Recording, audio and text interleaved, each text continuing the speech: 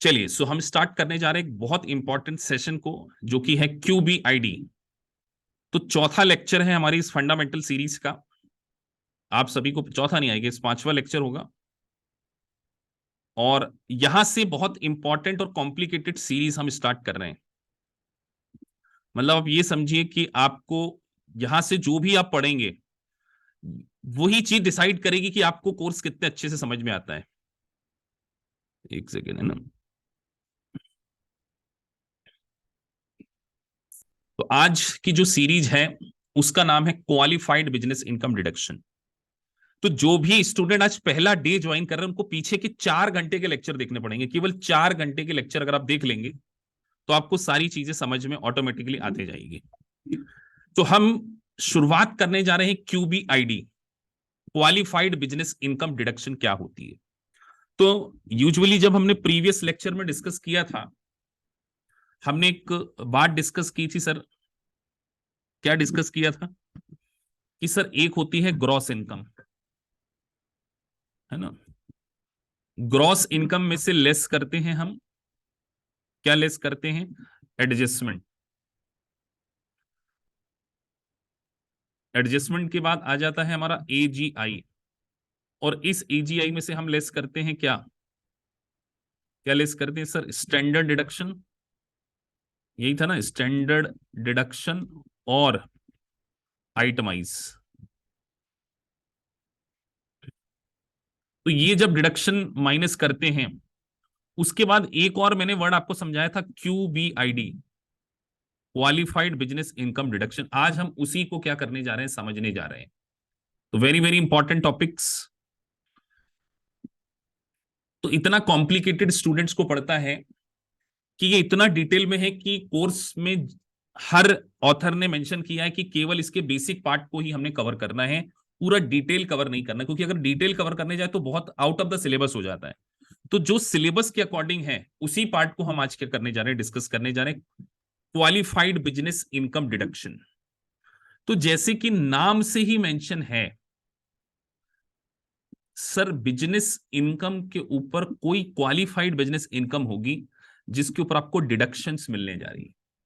मतलब कुछ इस प्रकार की इनकम आप अर्न करते होंगे जो कि as per the federal government law qualified business income कहलाती है, और जिसके रिस्पेक्ट में हम आपको डिडक्शन प्रोवाइड करने जा रहे हैं। अब वो कौन सी इनकम कहलाती है वो सारा डिस्कशन हमने यहां पे करना है। तो सबसे पहले इसके लिए एक प्रोविजन है, qualified business income deduction is a provision in income tax नहीं है, tax cut and jobs act चलता है 2017। इसके अंदर एक सेक्शन बनाया गया, सेक्शन 199A, 199A डिडक्शन, जिसके अंदर आपको डिडक्शन दी जाने वाली है। कौन सी डिडक्शन दी जाने वाली है, इसका क्या लॉजिक है, आपको थोड़ी देर में समझ में आएगा। सो देखिए, यहां पे स्पेसिफिकली मेंशन किया गया है बहुत बड़े अक्षरों में कि ये जो डिडक्शन है ये आपको 20% of the qualified business income के रिस्पेक्ट में मिलने वाली है। किसके रिस्पेक्ट में मिलने वाली है? The short version this post is that QBID allows you deduct 20% of the qualified business income. अब सर बार बार आप वर्ड यूज कर रहे हैं कि आपने एक फॉर्मूला हमें बताया कि AGI पहले कैलकुलेट करते हैं, और AGI के बाद या तो आप स्टैंडर्ड डिडक्शन को क्लेम करते हैं या आप आइटमाइज जोनों में से जो ज्यादा होता है उसको क्लेम करते हैं, प्रीवियस लेक्चर के टच में। उसके बाद आपने बताया था कि सर उसमें से हमें QBID माइनस करते हैं, क्वालिफाइड बिजनेस इनकम डिडक्शन, जो कि क्या बोलती है कि deduct 20% of qualified business income. तो अब बार बार वर्ड यूज आ रहा है क्वालिफाइड बिजनेस इनकम, इसी को समझना बहुत इंपॉर्टेंट है। और qualified business income is income derived from the, ये लाइन बड़ी अंडरलाइन करने लायक है, from the pass through entities. कितने स्टूडेंट को पता है पास थ्रू एंटिटीज क्या होती है? मैंने पहले डे पे समझाया था, तो चैट बॉक्स में बताएं कि किसी सबको पता है पास थ्रू इनकम क्या होती है। पास थ्रू इनकम,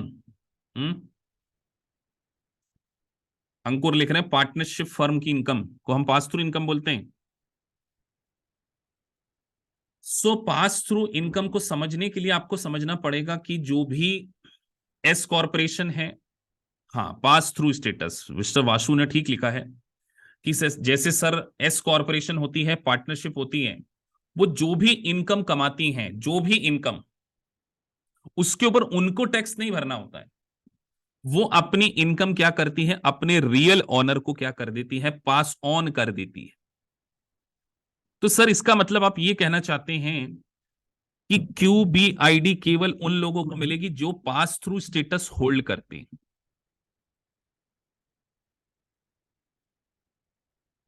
पास थ्रू स्टेटस क्या होता है सर? आपने समझाया, जैसे ये एस कॉर्पोरेशन है। अब एस कॉर्पोरेशन ने, लेट से उसमें 3 शेयर होल्डर थे और एस कॉर्पोरेशन ने $30,000 का प्रॉफिट कमाया है, तो एस कॉर्पोरेशन को टैक्स नहीं देना पड़ता है। ये 3 शेयर होल्डर है, ए बी सी। इनको अगर इनका इक्वल शेयर है तो तीनों को 10,000 के ऊपर क्या देना पड़ेगा, टैक्स देना पड़ेगा। This is called pass through status. ये हम समझ चुके थे सर। तो हमने यहां पे बात क्या मेंशन की है sir? Qualified business income is derived from pass through entity such as partnership, LLC और S corporation that you operate और in which you are a partner. तो सीधी बात है सर, यहां पे टैक्स का बर्डन क्या कर दिया जाता है, शेयर होल्डर के ऊपर ट्रांसफर कर दिया जाता है या पार्टनर के ऊपर ट्रांसफर कर दिया जाता है। तो सर आज के बाद अगर मल्टीपल चॉइस क्वेश्चन में ऐसा लिखा आएगा कि सी कॉर्पोरेशन के शेयर होल्डर हैं मिस्टर जेड और उन्होंने उनको 20,000 का डिविडेंड डिस्ट्रीब्यूट किया, बताइए क्यूबीआईडी एप्लीकेबल होगा, यस और नो? बस इतना ही लिखना है, यस और नो। कुछ बच्चे जो नींद में बैठे हैं वो थोड़ा सा जाग जाए, इसलिए मैंने ये क्वेश्चन पूछा है।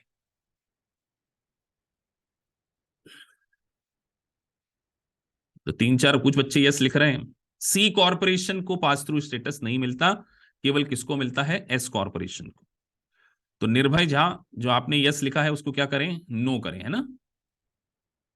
किसको मिलेगा, यहाँ एस कॉर्पोरेशन लिखा है, सी कॉर्पोरेशन यहां पर नहीं लिखा है। शुरू के 3-4 लेक्चर आपने देख लिए होंगे आई गेस, और नहीं भी देखे अभी एलएमएस में भी अपलोड नहीं किए तो टेलीग्राम पे मैं उसके लिंक पोस्ट कर चुका हूं ऑलरेडी, और वैसे भी पब्लिक प्लेटफॉर्म पे भी डले यूट्यूब पे वो।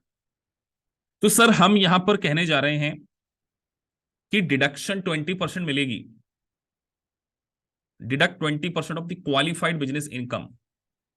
तो एक बात ध्यान रखिए, यहां पर वर्ड यूज किया जा रहा है 20% of the qualified business income that you earn from the partnership, S corporation, LLC from your taxable income. मतलब अब मैं आपसे एक और मल्टीपल चॉइस क्वेश्चन पूछता हूं बीच बीच में आपको एंगेज रखने के लिए। सर जैसे आइटमाइज और स्टैंडर्ड डिडक्शन में से दोनों में से हम एक ले सकते हैं, क्या आइटमाइज और क्यूबीआईडी साइमल्टेनियसली क्लेम किया जा सकता है, यस और नो?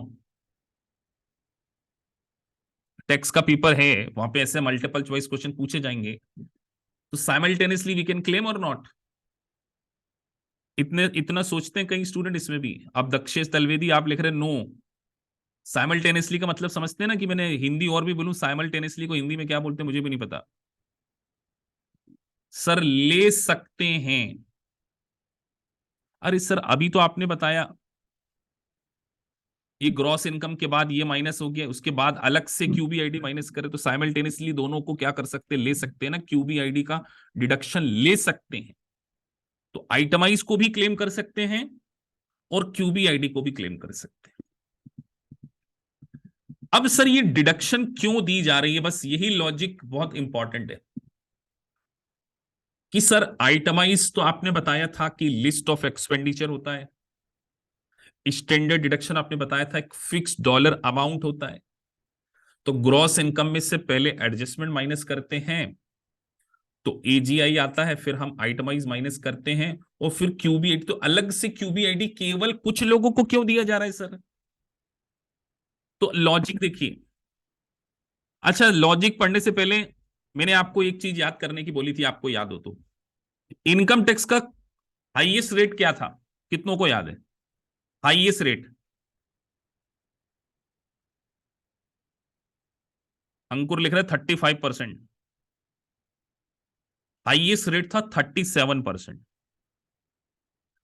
अच्छा, मैंने आपको यह भी बताया हुआ है सी कॉर्पोरेशन के ऊपर हाईएस्ट टैक्स रेट कितना है, आपको मैंने बताया है ना, आप लोगों ने मेरे एक बेसिक क्लास रेट की भी अटेंड करी होगी, प्रेफरेंशियल रेट की। सर 21%, ये सबको याद है। और सबको ये भी याद होना चाहिए कि सर ऑर्डिनरी इनकम के ऊपर स्लैब रेट चलता है। सी कॉर्पोरेशन के ऊपर स्लैब रेट चलता है क्या? सी कॉर्पोरेशन के ऊपर? सी कॉर्पोरेशन के ऊपर? नहीं सर, सी कॉर्पोरेशन के ऊपर स्लैब रेट नहीं चलता। सी कॉर्पोरेशन को तो फ्लैट जो भी इनकम कमाते हैं उसके ऊपर 20% का टैक्स देना पड़ता है। तो बस इसीलिए गवर्नमेंट ने वहां के सोचा कि जो ऑनर है एस कॉर्पोरेशन के, किसके ऑनर? एस कॉर्पोरेशन के, पार्टनरशिप के, तो उनके ऊपर हाईएस्ट टैक्स रेट लग जाएगा 37%। क्योंकि जो एस कॉर्पोरेशन है, ये जैसे एस कॉर्पोरेशन है, उसका छोटा सा एक शेयर होल्डर है। एस कॉर्पोरेशन जो भी इनकम कमाएगी इसको डिस्ट्रीब्यूट कर देगी। हाँ सर। तो ये अपनी ऑर्डिनरी इनकम में इसको टैक्स देगा इसके ऊपर। तो ऑर्डिनरी इनकम के ऊपर हाईएस्ट रेट 37% है वो ब्रैकेट के ऊपर। तो इनके साथ इनजस्टिस हो जाता। तो उन्होंने क्या किया कि आपको बोला कि आपको अगर as a pass through status के रूप में कोई इनकम मिलती है, क्योंकि कंपनी के ऊपर फ्लैट रेट 21% है, तो आपने भी तो एक कॉर्पोरेशन में पार्टिसिपेशन किया है, तो हम आपकी कुछ क्वालिफाइड बिजनेस इनकम के ऊपर आपको डिडक्शन प्रोवाइड कर देंगे, जिससे कि आपके साथ इनजस्टिस ना हो सके।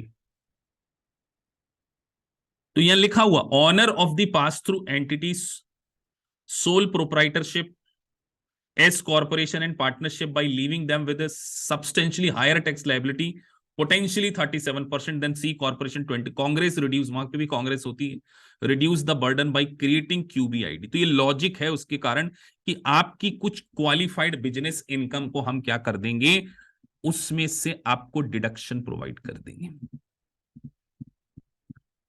अब सर आपने हमको बताया कि एक 1065 इनकम टैक्स का रिटर्न फाइल होता है पार्टनरशिप लेवल पे, और इंडिविजुअल को 1040 में अपना इनकम टैक्स का रिटर्न फाइल करना होता है। हाँ सर, फाइल करना होता है, कोई दिक्कत नहीं है। लेकिन जो डिडक्शन है वो पार्टनरशिप के लेवल पे नहीं मिलती है। डिडक्शंस मिलती है पार्टनर और शेयर होल्डर के इंडिविजुअल रिटर्न में। मतलब जब आप 1040 का जब रिटर्न फाइल करेंगे, 1040 इनकम टैक्स का रिटर्न फाइल करेंगे, तभी जाके आपको क्यूबीआईडी की क्या करना है, डिडक्शन क्लेम करना है। Getting my point? यहां पे किसी को कोई प्रॉब्लम? सिंपल सा क्वेश्चन है कि सर यहां पर एस कॉर्पोरेशन और सी कॉर्पोरेशन के इंडिविजुअल ओल्ड होल्डर्स को मिलता है।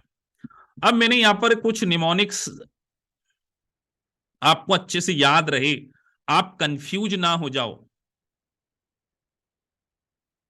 अब देखते हैं कि आपकी खुद की इंटरप्रिटेशन स्किल अच्छी है भी कि नहीं है। What constitute qualified business income? हमने यहां पे क्या मेंशन किया कि sir what constitute qualified business income, तो मैंने यहां पर एक वर्ड लिख दिया, ओनली बिजनेस इनकम। और इतना बड़ा लिख दिया कि आपको क्यूबीआईडी में अगर एमसीक्यू करने को आए, इतने पोर्शन से ही कई बार एमसीक्यू आ जाते हैं और बच्चे इसी में कंफ्यूज होते रहते हैं। इसलिए इतना बड़ा एक अंकल जी को बना दिया मैंने कि वो ये याद रहे कि सर ने एक बात बोली थी, क्यूबीआई क्वालिफाइड बिजनेस इनकम में केवल हम बिजनेस इनकम की बात कर रहे हैं। अब आप देखते हैं कि आप इसके बेसिस पे भी कोई एक आधा मल्टीपल चॉइस क्वेश्चन अगर सॉल्व करने जाते हैं तो कर पाते हैं कि नहीं कर पाते हैं। तो हम आते हैं और एक आध क्वेश्चन आपसे पूछ लेते हैं, केवल इसी बात के ऊपर कि अभी जो आपने सुना है उसके ऊपर आप एप्लीकेशन कर पाते हैं कि नहीं कर पाते हैं। एप्लीकेशन आपसे पूछा जा रहा है।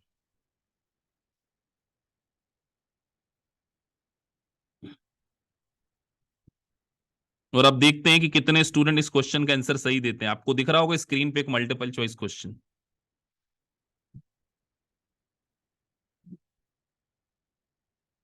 एग्जाम में नेगेटिव मार्किंग नहीं है, यूएस टैक्सेशन की एग्जाम में नेगेटिव मार्किंग नहीं, तो एजुकेशनल गैस भी करना है। 22 के 22 बच्चे जो राइट नाउ लाइव देख रहे हैं, जो वीडियोस देख रहे हैं, वो अपने आप को जज करेंगे घर पर। आंसर दीजिए इसका चैट बॉक्स में।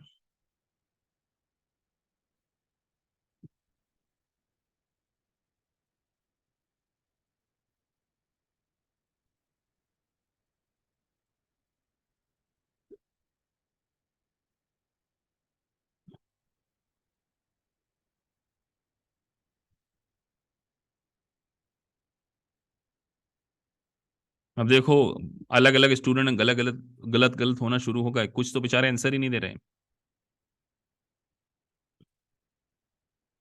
सबके आंसर अलग अलग आना शुरू हो गए, कुछ ने तो ऐसा आंसर दे दिया जो इस चार ऑप्शन में ही नहीं है। नाम नहीं लूंगा। हमने क्या बोला सर? थोड़े से अटपटे से नाम देखने को मिलेंगे। यूएस टेक्सटाइल, तो ये Zachary owns 40% of S corporation that pays him 70,000 as a wages and 10,000 of dividend and allocate him $89,000 of income. What is qualified business income? बस इतना ही सोचना था।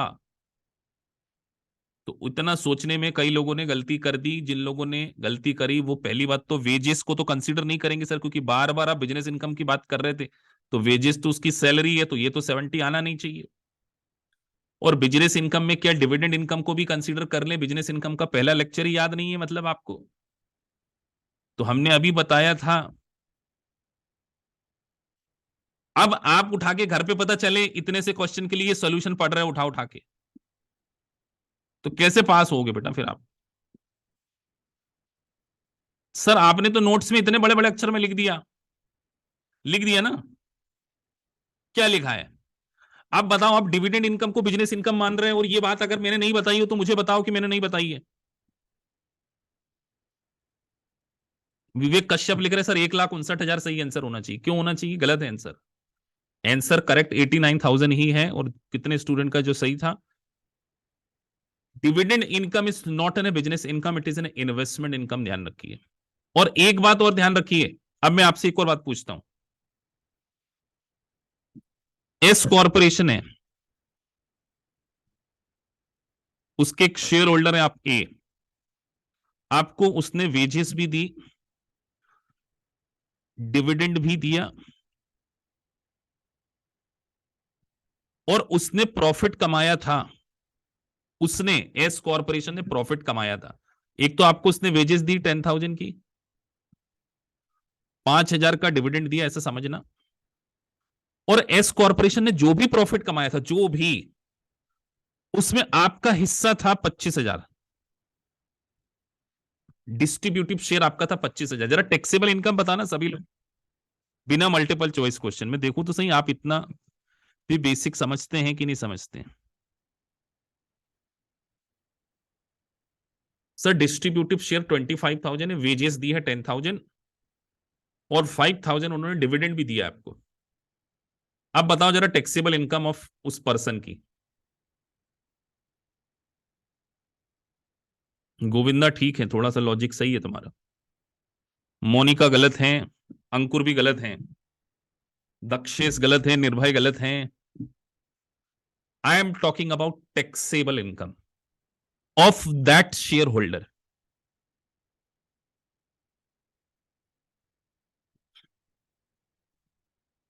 तो सर सीधी बात है, वेजेस तो इसकी इनकम हो गई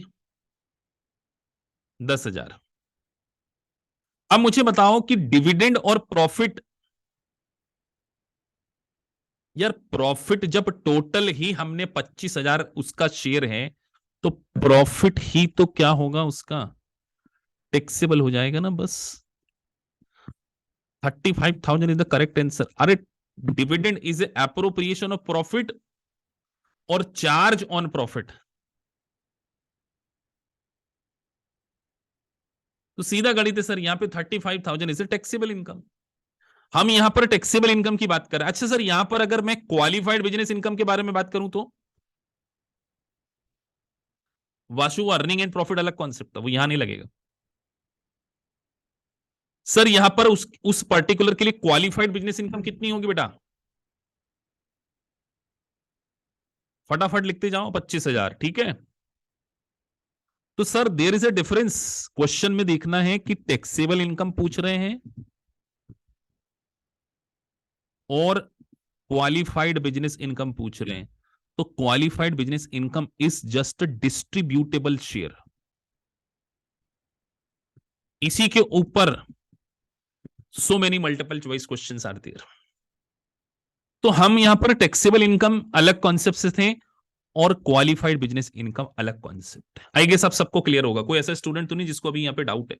डाउट है तो थोड़ा फिर थोड़ा सा लेवल भी अपने को बढ़ाना पड़ेगा, इससे ज्यादा स्लो चलेंगे ना तो और आप सोचो फिर कितना टाइम लगेगा। क्लियर है सभी को? हाँ अंकुर, बिल्कुल सही बात आपने पकड़ी है कि सर जब हमने प्रॉफिट ही यार, मैंने 50,000 कमा के आपके अकाउंट में 50,000 टैक्सेबल कर दिया, अब उस 50 में से ही मैं आपको 10,000 बांट रहा हूं, तो वो तो डिस्ट्रीब्यूशन है ना, वो तो एप्रोप्रिएशन है। मैंने आपको डिविडेंड दिया, वो तो ऑलरेडी आपकी टैक्सेबल इनकम में काउंट हो गया, तो उसके ऊपर अलग से टैक्स नहीं लगेगा एस कॉर्पोरेशन के ऊपर, क्योंकि हम प्रॉफिट के ऊपर क्यूमुलेटिवली टैक्स लगा रहे। इतने लेवल की बेसिक इंटेलिजेंसी आपके अंदर होनी चाहिए, इसीलिए मैंने आपको यहां पर इतना बड़े अक्षर में लिख के दिया था बिजनेस इनकम। अब सर क्यूबीआई क्या है? तो यहां पर क्यूबीआई को समझाया गया है, net income gain deduction in losses you earn through your business, it is included all the operating income. देखो रेंटल एक्टिविटीज को भी यहां पर क्या किया गया, बिजनेस इनकम माना गया, unless this income from the property held for investment and reported on schedule E. मैंने आपको डे वन पे शेड्यूल बताए थे ना, डे वन का पहला लेक्चर आप देखो, जब 1040 हमने पढ़ा था तो हमने बहुत सारे शेड्यूल डिस्कस किए थे, उसमें मैंने शेड्यूल ई के बारे में बताया था, वहां पर आपकी इनकम कौन सी आती, इन्वेस्टमेंट इनकम आती है। तो यहां पर उन्होंने बोल दिया आपको, क्या बोल दिया सर, यहाँ पे बोल दिया कि रेंटल इनकम को भी हम इंक्लूड कर लेंगे, अनलेस, ग्रीन कर दिया मैंने इसलिए, unless this income from property held for investment and reported. तो सर इसका मतलब आने वाले समय में आप जब पैसिव इनकम और एक्टिव इनकम का डिस्कशन हम करेंगे तो वहां पे भी मैं आपको एक बात क्लियर करूंगा कि बेटा अगर प्रॉपर्टी के ऊपर हम सब्सटेंशियली पार्टिसिपेट करते हैं, मतलब हमारा मेन बिजनेस ही हो सकता है, हम एक रियल एस्टेट का बिजनेस करते हो, हम प्रॉपर्टी को किराए पर देना हमारा बिजनेस हो, तो उन्होंने बोल दिया कि rental income will be your business income, अगर आपने उसको बिजनेस की एक्टिविटीज के लिए होल्ड कर रखा, लेकिन अगर आपने सिंप्लीफाई उसको इन्वेस्टमेंट के लिए होल्ड किया तो वो क्यूबीआई में कंसीडर नहीं की जाएगी। तो ये ध्यान रखना, क्वेश्चन में स्पेसिफिकली लिखा होगा मल्टीपल चॉइस क्वेश्चन करते समय कि ये आपकी इन्वेस्टमेंट एक्टिविटी से रिलेवेंट है या नहीं है। This is very important aspect. Clear है सभी को? अब सर आईआरसी मतलब code, internal revenue code, rules के पर चलता है। तो साफ जब बोल दिया उन्होंने, दो हाथ खड़े कर दिए कि ये नॉट इंक्लूडेड है, ये नॉट इंक्लूडेड है, तो फिर अपने को इसको क्वालिफाइड बिजनेस इनकम नहीं मानना है। सर क्या याद रखना पड़ेगा? हाँ वैसे ही समझ में आ जाएगा सर, याद नहीं भी रखे तो लॉन्ग टर्म कैपिटल गेन और लॉसेस तो वैसे भी बिजनेस की इनकम नहीं होता, डिविडेंड नहीं होता, interest income unless it is appropriate allocated to trade or business, तो किसी कंपनी में इन्वेस्टमेंट कर रखा है तो वो तो वैसे ही आपका इन्वेस्टमेंट इनकम होगा। Guaranteed payment from partnership, income you earn as a employ, ये सब क्या नहीं होता है सर, ये क्यूबीआई नहीं होता है। चलिए देखो आप लोग अपना माइंड अप्लाई कर पाते हो कि नहीं, अगेन इससे रिलेटेड कुछ छोटे से क्वेश्चन।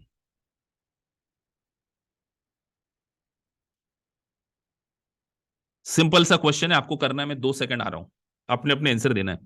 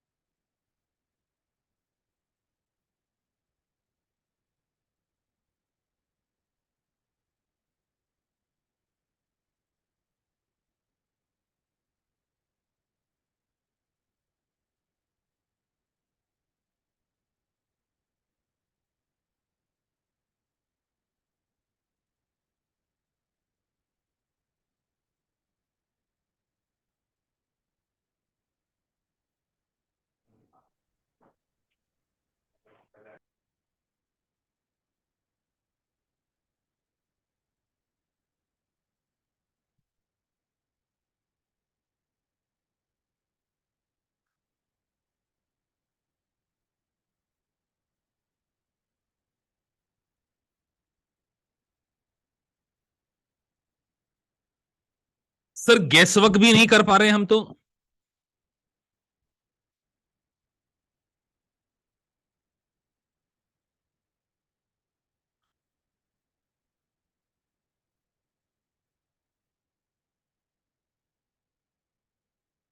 चलो इस क्वेश्चन को थोड़ी देर बाद समझेंगे, क्योंकि उसमें एक कॉन्सेप्ट आ रहा है, नीदर दी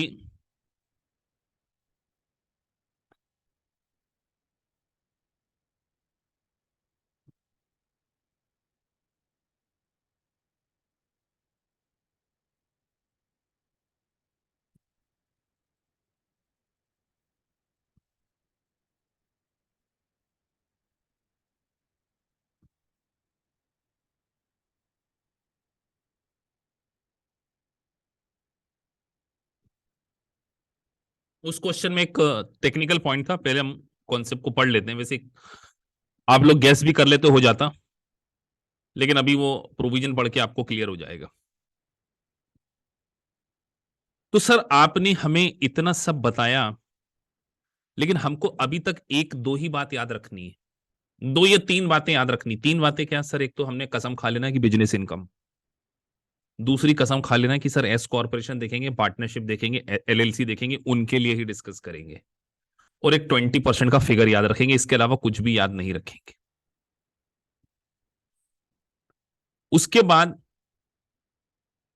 सर हम बार बार यूज कर रहे हैं वर्ड नेट इनकम। देखिए आपने ऊपर लिखा था नेट इनकम, मैंने हाईलाइट किया था नेट इनकम को, अगर आपने ऑब्जर्व किया हो तो नेट इनकम में सर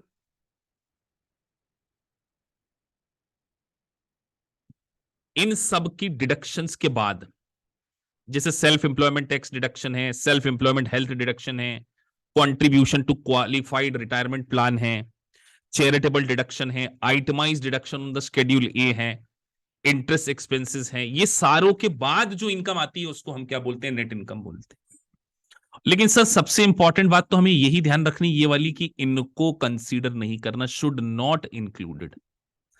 इन सबको इंक्लूड हमने नहीं करना है। बाकी सब जितने भी एक्सपेंसेस हैं उसकी डिडक्शन हमको क्या है, यहां पर मिल जाएगी। अब उसके बाद यहां पर बिजनेस की दो कैटेगरी बनाई गई है। एक बनाई गई है क्वालिफाइड ट्रेड और बिजनेस। अभी जो मैं आपको एमसीक्यू करा रहा था उसमें एक पॉइंट आया था एसएसबीटी, अभी उसको भी समझेंगे। तो सबसे पहले पहली कैटेगरी को समझे, क्वालिफाइड ट्रेड और बिजनेस। तो यहां पर एक वर्ड लिख दिया, any trade or business for which you may deduct ordinary and necessary business expenses. लेकिन यहां पर स्पेसिफिकली कुछ बात को एक्सक्लूड कर दिया गया। तो सर हमने तो अभी आपने वैसे ही बता दिया था कि एस कॉर्पोरेशन को कंसीडर ही नहीं करते, वेजेस को क्वालिफाइड बिजनेस इनकम में कंसीडर ही नहीं करते। तो सर दो बातें अभी हमको समझ में आ गई कि क्वालिफाइड बिजनेस इनकम के अंदर एस कॉर्पोरेशन वाला पार्टिसिपेशन नहीं आएगा, wages earned as a employ को कंसीडर नहीं करेंगे, और qualified business trade or business में हम स्पेसिफिक सर्विस प्रोवाइडर को भी कंसीडर नहीं करते, एज उनकी कैटेगरी अलग है। ये बिजनेस की बात हो रही है, सर्विस की बात नहीं हो रही। तो सर सर्विस वालों की लिस्ट दे रखी होगी, तो यहां पर आपको अलग से एक लिस्ट और दी है मैंने कि किनको हम सर्विस प्रोवाइडर में कंसीडर नहीं करेंगे। तो अब ये यहां पर एक स्पेसिफिक लिस्ट आने वाली है, उसको हम पढ़ेंगे।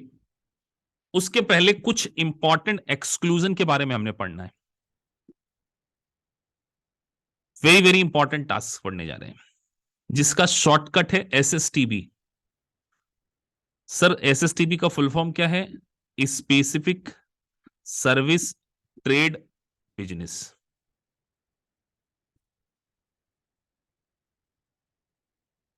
कितनों को फेज आउट का कॉन्सेप्ट याद आ गया पीछे? कुछ याद आ रहा है फेज आउट एंड ऑल की नहीं आ रहा है? मैंने बोला था कि मैं अगले लेक्चर में फेज आउट नहीं बताऊंगा। होप सो आपने पिछला लेक्चर रिवाइज किया। जो पहला लेक्चर देख रहे हैं आज, उनको इतनी टेंशन लेने की जरूरत नहीं। पिछले के 4 लेक्चर देखेंगे, आपको यहां पे समझ में आ जाएगा कि सर एक्चुअली में फेज आउट क्या है। केवल 4 ही लेक्चर निकले, तो पांचवें लेक्चर से आपको समझ में आ जाएगा. So if your income is above threshold but below the full limitation amount, the SSTV income phase out will be applicable. Or once you reach the full limitation amount, SSTB income is excluded entirely. अब देखो ये technical language लिखी हुई है, लेकिन आपको practically मैंने समझाया हुआ था. वैसे इसलिए मैंने नीचे एक एग्जांपल डाला हुआ है फेज आउट को समझाने के लिए कि सर वो आपसे कुछ बात कहना ये चाहते हैं कि अगर एसएसटीबी की इनकम फेज आउट की रेंज में आती है. किसकी रेंज में आती है? फेज आउट की. फेज आउट क्या था ये आपको पहले चैप्टर में पता होना चाहिए, पिछले चैप्टर में. उसका कैलकुलेशन भी मैं आपको अभी जस्ट समझाने वाला हूं लिमिटेशन दिखाते हुए. तो फेज आउट कैसे एप्लीकेबल होता है उसको हम समझेंगे. तो सर सबसे पहले एसएसटीबी के बारे में समझाया जा रहा है कि एसएसटीबी है कौन. तो उन्होंने क्या बोला कि जो सर्विसेज प्रोवाइड करते हो कौन कौन सी, हेल्थ की, लॉ की, अकाउंटिंग की, ये सारी सर्विसेज के नाम हमको सर याद रखने पड़ेंगे क्या? टेक्स्ट में याद नहीं करना पड़ता, समझना पड़ता. Actuarial science, performing arts, consulting, athlete, fitness service, investment and management, trading, any business where you receive income from endorsing product. तो उन्होंने सर इतने सारे सर्विसेज के नाम लिख दिए, लेकिन हम क्या करेंगे कि बस इसको याद रखेंगे जो एसएसटीबी में कंसीडर नहीं किए जाते. Not consider SSTB. मैं आपको बता रहा हूं टेक्स्ट में आपको कई जगह ऐसा लगेगा कि सर क्या ये याद करना है, लेकिन आपको है ना एक्सेप्शन को याद करना पड़ेगा, सबको नहीं याद करना पड़ेगा. जैसे उन्होंने बोला कि trade and business that specifically not consider SSTBs, architecture, engineer, real estate agent, broker and insurance agent broker, इनको कंसीडर नहीं किया जाएगा. They are not consider SSTB. तो सर फिर हमको सिर्फ इतना ही याद रखना है कि जब ये कंसीडर किए ही नहीं जाते तो बाकी सबको हम क्या कर लेंगे, ऐसा मान लेंगे कि वो एसएसटीबी है. लेकिन कल को आप बोलो कि सर एक बिजनेस करता है एक पर्सन, उसका लेदर का बिजनेस है, तो क्या वो एसएसटीबी है? यस और नो? लेदर का बिजनेस करने वाला एसएसटीबी होगा? यस और नो? सर ये तो आपने बताया ही नहीं. अब मोनिका लिख रहे हैं सर होगा लेदर का बिजनेस करने वाला, और वासु भी लिख रहे हैं, पर वासु ये नहीं देख रहे कि दो कैटेगरी में क्या यहाँ की सर्विसेज के बारे में बात करें. एसटीटीबी में क्या नाम, हमने क्या बोला है, वो किस में आ जाएगा? वो किस में आ जाएगा? क्यूटीबी. तो सर दो चीज याद रखना है ना, एक क्यूटीबी याद रखना है और एक स्पेसिफाइड वाला हमको याद रखना है. तो सर जब आप सर्विस बोल रहे हो तो लेदर वाला बिजनेस क्यों आ जाएगा? वो किस में कवर हो जाएगा? वो क्यूटीबी में कवर होगा. इधर कवर नहीं होगा, एसएसटीबी में कवर नहीं होगा. स्पेसिफाइड सर्विस में सर्विस वर्ड है ना, लेदर के बिजनेस करने वाला यहां पे कहां से आ गया? तो ये दो चीजें हमको पता करनी पड़ेंगी सर. उसके बाद अब शुरू होगा आपका फेज आउट.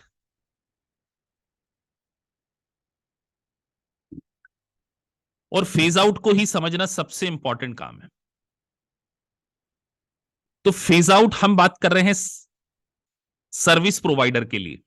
तो सबसे पहले आप देखिए कि यहां पर आपको एक थ्रेशोल्ड दी गई है, 164,900, 329,800 और 164,925. अब ये स्टेटस मैंने आपको पहले डे डिस्कस कर लिए थे. मैंने आपको 1040 फॉर्म दिखाया था जिसमें single head of house hold, married filing, jointly married filing, single के बारे में मैंने बताया था. तो आपको क्या करना पड़ेगा, सबसे पहले लिमिट देखनी पड़ेगी, और नीचे मैंने एक एग्जांपल दिया हुआ है जिसको हम डिस्कस करेंगे.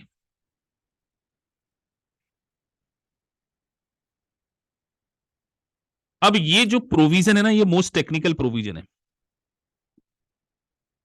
एक बार आप लोग रीड कीजिए इसको, फिर मैं आपको बहुत अच्छे से एक्सप्लेन करूंगा.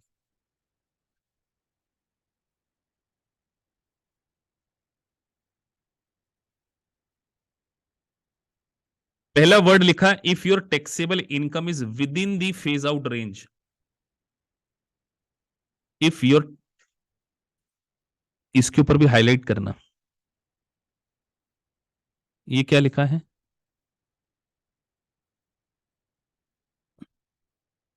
बताओ मैं इसको हाईलाइट क्यों करा रहा हूं। कितने स्टूडेंट सोच सकते हैं कि सर आपने उसको क्यों हाईलाइट किया।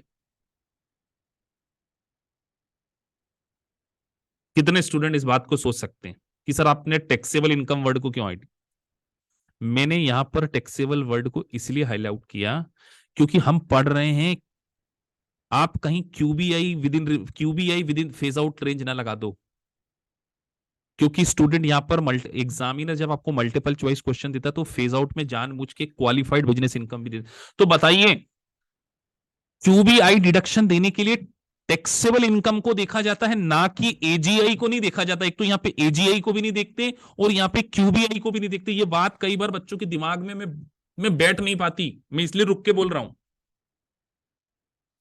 तो एक वर्ड वो लिख रहे हैं, if your taxable income is within the phase out range, within the phase out range. तो मैं यहां पे तीन वर्ड बोल रहा हूं, within the phase out range, below the phase out range और above the phase out range. अब आपको दिमाग में आना चाहिए, सर ने वर्ड यूज किए तीन, with in the phase out range, below the phase out range और अबव द फेज आउट। तो अबव में, अच्छा बिलो द फेज आउट हो तो क्या होता है बेटा। आपने अगर पिछला लेक्चर देखा है तो आपको ये फेज आउट मैंने बोला था कि मैंने बहुत अच्छे से समझाया था कि फेज आउट बार बार आएगा। Sir below the phase out है तो क्या होगा। हाँ अंकुर समझ गए, बाकी सब क्या। एक हफ्ते में 1 घंटे का लेक्चर रिकॉर्ड नहीं कर पाए। गोविंदा लिख रहे हैं एप्लीकेबल ही नहीं होगा बेटा, फुल डिडक्शन मिल जाएगी। गोविंदा जोशी क्या होगी, फुल डिडक्शन मिल जाएगी। नॉट एप्लीकेबल वर्ड नहीं यूज करना है यहां पर, 100% डिडक्शन मिल जाएगा। ये बात आपको पिछले लेक्चर में समझा दी गई थी, अंकुर ने यही लिखा सर फुल डिडक्शन। हाँ वाशु ने बिल्कुल ठीक लिखा सर, अगर अबाव चले जाएंगे तो जीरो।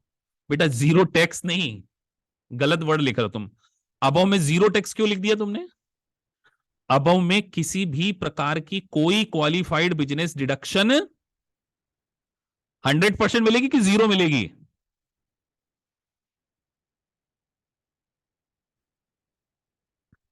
अंकुर अभी आपके क्वेश्चन का आंसर देते हैं। आप लिख रहे हैं कि sir taxable income is after QBID deduction. बिल्कुल ठीक बोला आपने। हम यहां पर एक वर्ड, यहां पर हम टैक्सेबल इनकम की बात कर रहे हैं, मतलब कि हम देखो, एक तो हमारी, देखो यहां पे लिखना पड़ेगा, यहां पे हम टेक्निकल फंस ना जाएं। जैसे मैंने आपको एग्जांपल दिया, wages S corporation distributive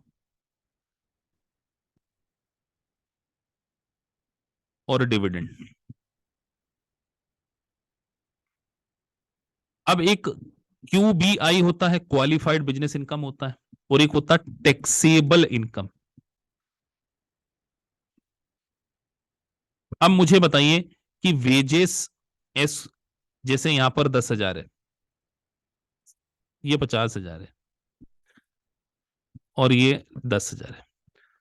qualified business income तो केवल यही है आपकी, दिस इज ओनली, यही है ना, इसमें तो किसी को डाउट नहीं है। 50,000 ये सर, यही हमारी क्वालिफाइड बिजनेस इनकम है। लेकिन हम ये पढ़ रहे हैं कि सर इस क्वालिफाइड बिजनेस डिडक्शन के अंदर हमको 20% की डिडक्शन मिलती है ना, 20% की हमने ऊपर पढ़ा। लेकिन अगर आप बहुत ज्यादा इनकम कमा लेते हो अदर सोर्सेज से, लाइक वेजेस से कमा लेते हो, डिविडेंड से कमा लेते हो, तो गवर्नमेंट का कहना है कि यार जब आप बहुत ज्यादा ऑलरेडी प्रॉफिट कमा रहे हो तो हम आपको डिडक्शन क्यों दें। तो उन्होंने क्या बोला कि हम आपकी फिर टैक्सेबल इनकम देखेंगे, और क्योंकि आपकी टैक्सेबल इनकम हमारी लिमिट के ऊपर चले गई है, अबव चले गई है, जो हमने डिसाइड की है, प्रोग्रेसिव टैक्स सिस्टम जो हमने प्रीवियस लेक्चर में पढ़ा था, आपकी जो इनकम है वो हमारी प्रिस्क्राइब लिमिट से ऊपर चली गई, तो हम आपको यहां पर क्वालिफाइड बीआईडी क्या दे देंगे, जीरो दे देंगे। सर आपकी taxable income lower than limit है, तो हम आपको पूरी की पूरी 20% दे देंगे आपकी क्वालिफाइड बिजनेस इनकम में से। सर आप विद इन हो, मतलब आप बहुत ज्यादा भी नहीं कमा रहे और बहुत कम भी नहीं कमा रहे, तो हम आपको क्या कर देंगे, फेज आउट कर देंगे। यस, बहुत टेक्निकल पॉइंट है, बच्चे बाल पकड़ के नोचते हैं अपना, सही बता रहा हूं।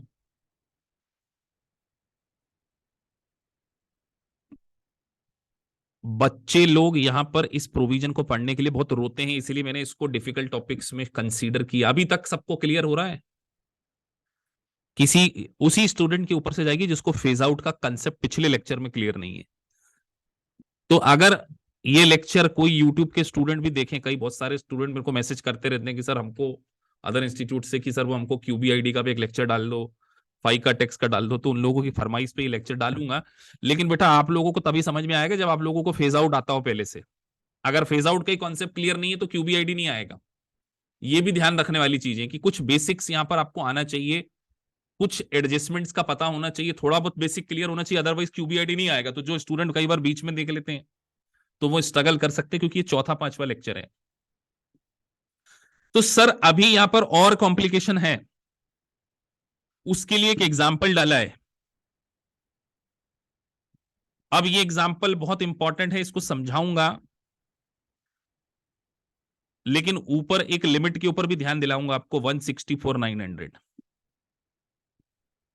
ये 164,900 किसके लिए है? सिंगल और head of the house hold के लिए। 164,900 किसके लिए? सिंगल और हेड ऑफ हाउस होल्ड के लिए, है ना। अब देखो यहां पे क्या लिखा है, if your taxable income is within the phase out range, मतलब हम किस में आ रहे हैं, ये वाली प्रोसेस, ये वाली विद इन ये वाली होगी ना, ये वाली बात कर रहे हैं हम। मतलब हमारी इनकम 164,900 और इसके बीच में होना चाहिए, तभी तो ये फेज आउट एप्लीकेबल होगा। तो क्या लिख रहे हैं, इफ योर टैक्सेबल इनकम, इसको ध्यान देखना, taxable income, not QBID, not QBI, फिर से बोल रहा हूं क्यूबीआई नहीं, if your taxable income is within the phase out range, then you calculate your percentage of phase out.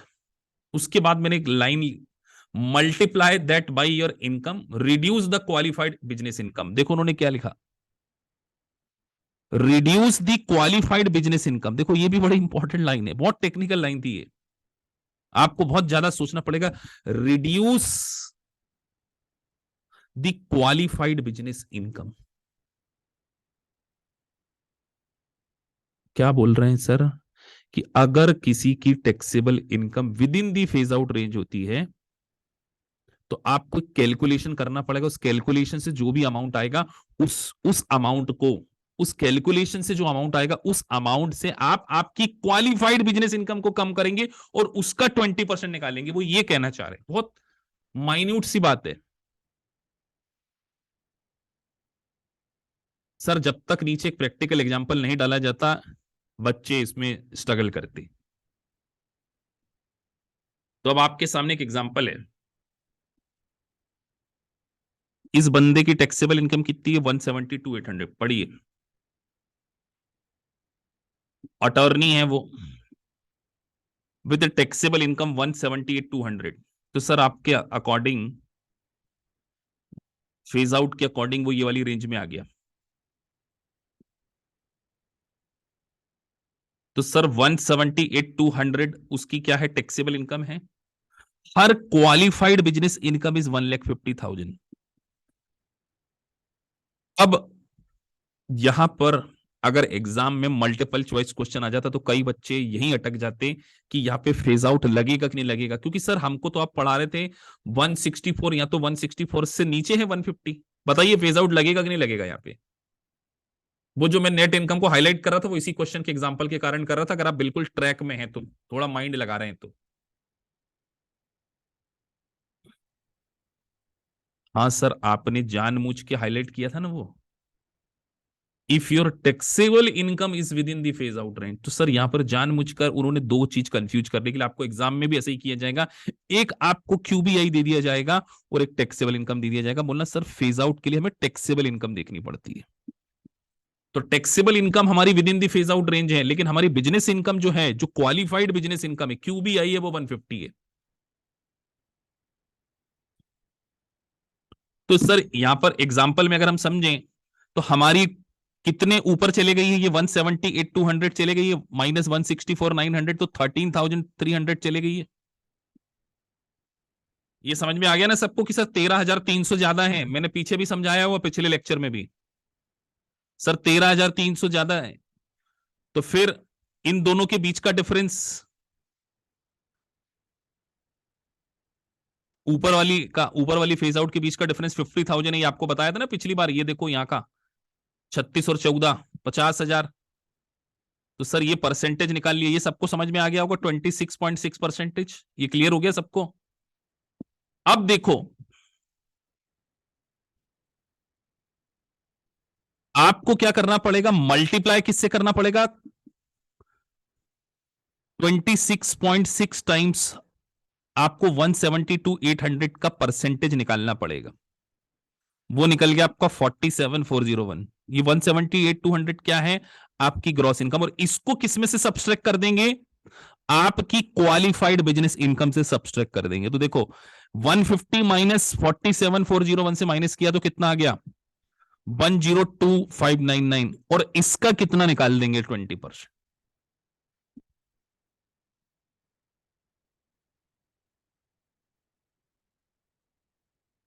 20,520। इस एग्जाम्पल के बिना इस लाइन को समझना नामुमकिन हो जाता। इस लाइन को मल्टीप्लाई क्या लिख रहे हैं, if your taxable income is within the phase out range, then you calculate your percentage of phase out, multiply that your income.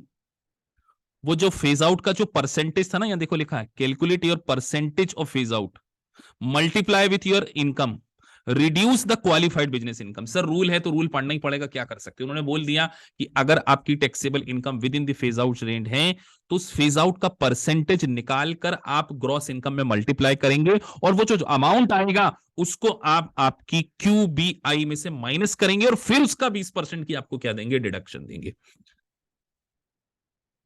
Sir क्या ये फेज आउट याद करने पड़ेंगे, नहीं करने पड़ेंगे, इसको याद करने की जरूरत नहीं है।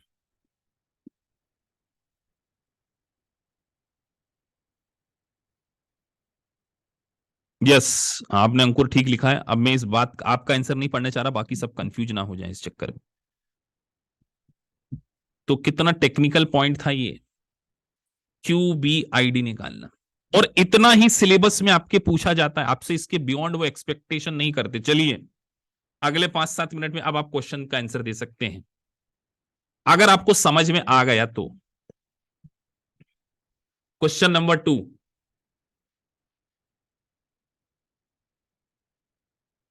ये सातों क्वेश्चन करने के लिए आप एलिजिबल हो गए। एग्जाम में इन 7 क्वेश्चन के बियॉन्ड आज तक पूछा नहीं गया है।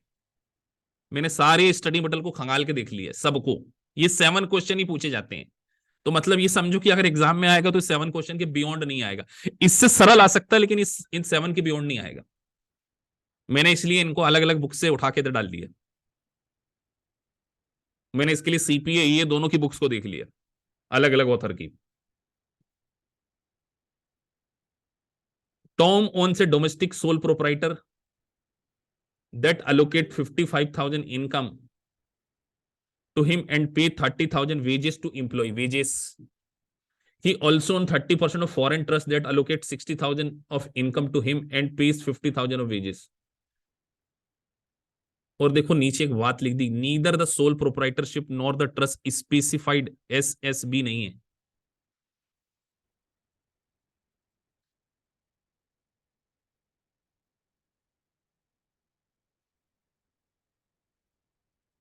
आंसर देना आप सभी को,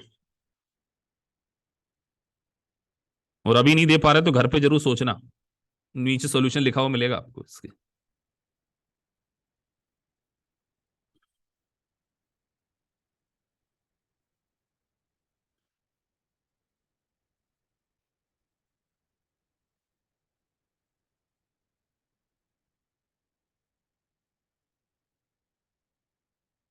what is the total of amount, यहां पर एक चीज पूछी गई है, नीचे what is the total amount of deduction नहीं पूछ रहे, कई लोग 20% लगा रहे हैं। एक स्टूडेंट ने क्या किया, 60,000 का 12% लगा दिया, हो सकता है तुक्के में सही भी हो जाए आंसर।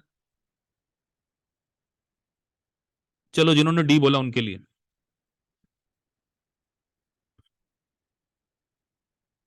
अब नीचे सोल्यूशन लिखा, जरा एक बार सोल्यूशन पढ़िए आप।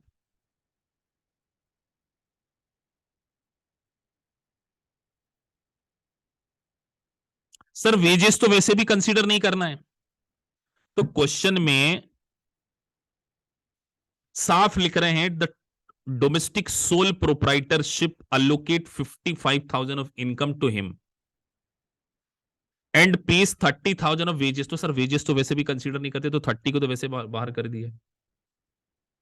और he also own 30% of foreign trust that allocate 60,000 of income to him and pays him 50,000।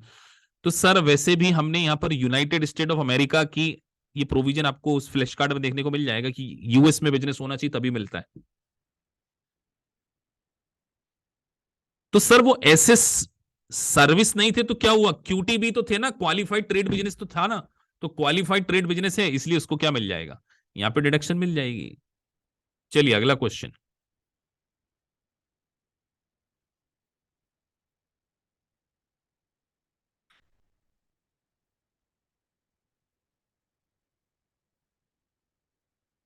यहाँ पे क्यूबी आईडी पूछा, इससे सरल क्वेश्चन तो क्या होगा यार। यहाँ पे पूछ रहे हैं आपसे qualified business income deduction, deduction के ऊपर फोकस करना, तो डिडक्शन का रेट पता होना चाहिए आपको।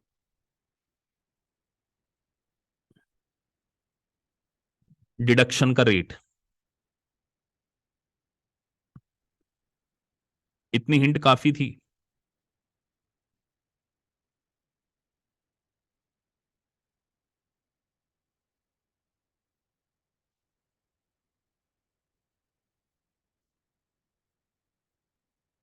एक बोल रहा हूं 1,25,000, जो 1,25,000 वालों का लिए, जिनने 1,50,000 आंसर दिया था वो उन्होंने धोखे से ना, उन्होंने सोचा कि सर 2.5 लाख का 20% लगा के, कई लोग उस हिसाब से बोल रहे नहीं है, उस हिसाब से नहीं है।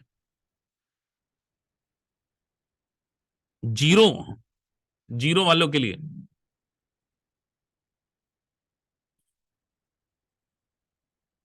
अब क्या बचा सर।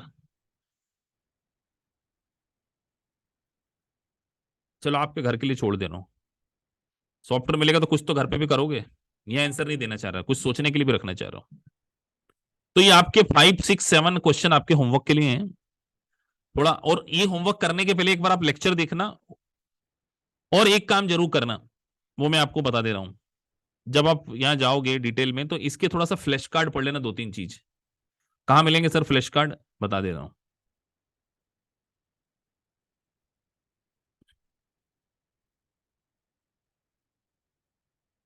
नीचे आओगे क्यूबी आईडी में, कुछ आंसर आपको यहां से फ्लैश कार्ड पढ़ने के बाद समझ में आएंगे। 9 फ्लैश कार्ड है, 9 फ्लैश कार्ड पढ़ लोगे सारे क्वेश्चन आपसे हो जाएंगे। तो सर क्यूबी आईडी बेसिकली क्या है, अगर नटशेल में इसको समअप करूं, नटशेल में ये बोलना चाहते हैं कि सर कुछ स्पेसिफाइड बिजनेस और कुछ स्पेसिफाइड सर्विस प्रोवाइडर्स जो हैं, उनको जो कि पास थ्रू स्टेटस होने के कारण जो इनकम उनको डिस्ट्रीब्यूट की जाती है, उस इनकम में से उनको क्या मिलती है, 20% की कुछ डिडक्शन मिलती है। वो क्यों मिलती है, बिकॉज कंपनीज के ऊपर टैक्स रेट अलग है और इंडिविजुअल के ऊपर टैक्स रेट अलग है। तो केवल पास थ्रू एंटिटी के ऊपर ही एप्लीकेबल है, और उसके लिए कंसेप्ट है कि वो डिस्ट्रीब्यूटेबल इनकम होना चाहिए और बिजनेस इनकम होना चाहिए, बाकी कोई भी इनकम के ऊपर और किसी भी प्रकार की कोई डिडक्शन। नट शेल में सिर्फ यही है। सर ये क्यूबीआईडी पूरा फिनिश नहीं किया, ये क्यूबीआईडी में जितना एग्जाम रिलेवेंट है, क्योंकि क्यूबीआईडी में भी एक और चीज आने वाली समय इसका फॉर्म, लेकिन वो beyond the scope of exam है। जब आप स्टडी मटेरियल पढ़ेंगे तो उसमें साफ लिखा है कि केवल यहां पर हम लोग बेसिक पार्ट को कवर करते हैं, उसके पूरे calculation is beyond the coverage of exam है।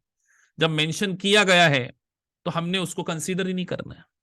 पढ़ने को तो फिर बहुत सारी चीजें हैं, क्यूबीआईडी के अंदर भी बहुत सारी चीजें और है, लेकिन जो रिलेवेंट पार्ट था वो यहां था। तो ये कॉन्सेप्ट था जो आपको ओवरऑल लेक्चर को समझाने के लिए बड़ा इंपॉर्टेंट था, qualified business income deduction. Sir Govinda लिख रहे हैं, सर कंपनी का टैक्स रेट क्या होता है, तो कंपनी के ऊपर एक फ्लैट रेट है, सी कॉर्पोरेशन के ऊपर 21%। हाँ, एस कॉर्पोरेशन के ऊपर इंडिविजुअल का टैक्स रेट लगेगा। एक लेक्चर में नीचे अपलोड कर दूंगा जिसके अंदर मैंने डिफरेंट टैक्स रेट का, मैंने है ना ग्रुप पे डाला भी था, प्रेफरेंशियल टैक्स रेट का कॉन्सेप्ट डाला हुआ है। तो प्रेफरेंशियल टैक्स रेट में मैंने डिफरेंट डिफरेंट टैक्स समझा है। इसी के जस्ट नीचे में एक प्री रिकॉर्डेड वीडियो मेरा अपलोड कर दूंगा, तो आप देख लेना कि कंपनी के ऊपर कौन सा टैक्स लगता है, पार्टनरशिप के ऊपर कौन सा टैक्स लगता है, इंडिविजुअल के ऊपर कौन सा लगता है, कैपिटल गेन का टैक्स रेट हम पीछे कैलकुलेट कर चुके हैं। वो सारी चीजें मैंने ऑलरेडी डिस्कस की है। तो कल मिलते हैं आपसे एक और नए टॉपिक के साथ में।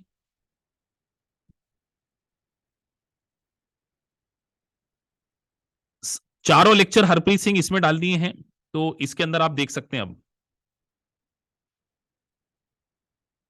लिंक की आपको जरूरत नहीं पड़ेगी। अब चार चौथा लेक्चर जो था वो मैं बता देता हूं, एलएमएस में डाल दिया है। यहाँ जाएंगे आप, अपना ईमेल आईडी जो नंबर बोलो, ये ग्रॉस इनकम बेसिक्स वीडियोस में जाएंगे, लेक्चर 1। सारे लेक्चर मैंने इसके अंदर क्या कर दिए हैं, ऑलरेडी अपलोड कर दिए। तो आज शाम को सीपीए के फार वाले स्टूडेंट जरूर अटेंड करें। 6:30 की क्लास आपको अटेंड नहीं करनी है अंकुर, वो आईएफआरएस की क्लासेस आपको 9:15 की क्लास अटेंड करनी है। और कोई नया स्टूडेंट तो नहीं है इसमें। ऋषभ, आपको अभी 4-5 क्लास देखनी पड़ेगी, तब जाके आपको सारी चीजें उसमें क्लियर होंगी। चलिए, तो आपसे मिलते हैं।